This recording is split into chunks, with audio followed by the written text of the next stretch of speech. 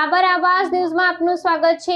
બેચરાજી તાલુકાના ખાભેલ ગામે ક્ષત્રિય ઠાકોર સમાજના 15મા સમૂહ લગ્નનું આયોજન કરવામાં આવેલ હતું। તેમાં મહેસાણા જિલ્લા કોંગ્રેસ સમિતિના પ્રમુખ બળદેવજી ઠાકોર, ધારાસભ્ય સુખાજી ઠાકોર, પૂર્વ ધારાસભ્ય ભરતજી ઠાકોર તથા ભોપાજી ઠાકોર તથા ક્ષત્રિય સમાજના આગેવાનોએ હાજરી આપેલ હતી। Bureau chief BM Jhala, Becharaji.